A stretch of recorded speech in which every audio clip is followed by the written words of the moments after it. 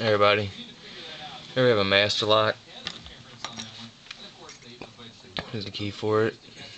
And this is exactly what's going to happen with regards to pornography, with children being exhilarated with these messages from the adult world. We don't know the full extent. Starting to see, and you certainly in your world starting to see it.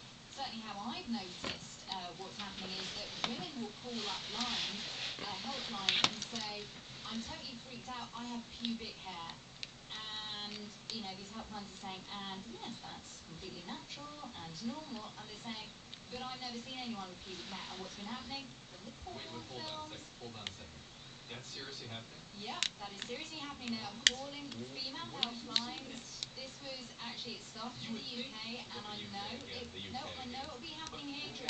Why are we hearing that Love Line is the place we'd hear that kind of stuff? I bet there is somebody, a teen. So let's be clear about what you're saying. Yeah. You're saying that the trend to shaving clean is so routine and commonplace and so represented in porn and other explicit images that kids freak out when they begin having hair. Yes.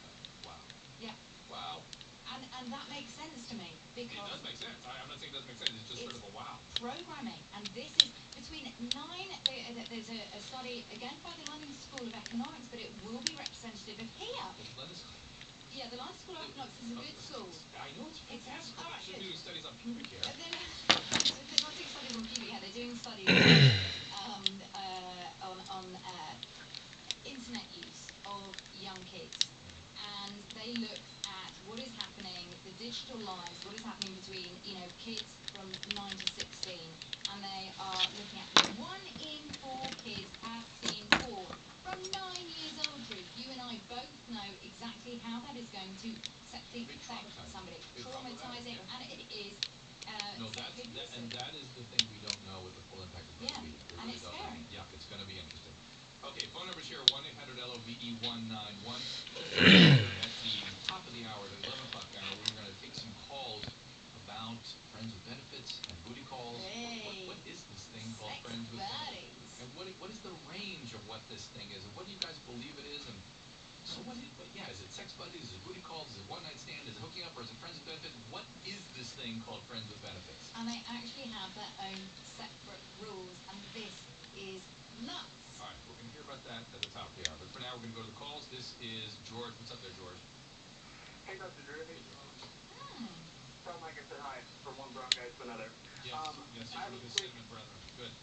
Yeah. I have a quick female hedging question about my girlfriend.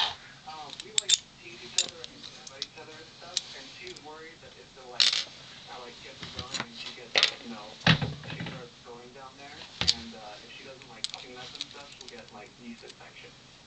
I don't understand quite the code you're using to describe get her going, but yeast infections are not things that sort of occur for no reason. I mean, they do, I guess. I mean, George, here's the deal. Dirty Some pussy. women are prone to yeast infections. Some women get them only after using antibiotics. Some women get them anytime anything upsets the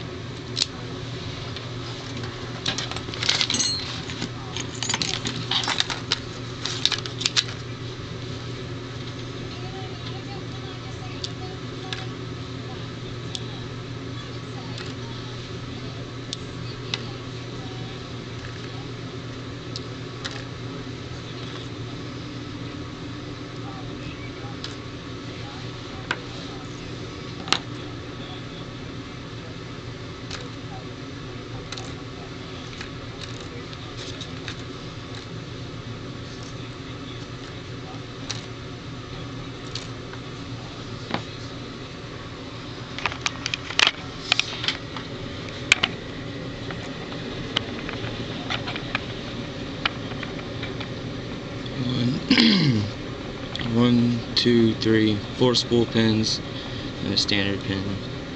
All little bitty key pins. The first pin's long, last pin's small, and that's where the standard pin is. That's what makes it so hard to pick. And plus the core in there is sloppy. It bounces around a lot. It gives you a lot more, you know, it fucks with you. So thanks for watching. Peace out.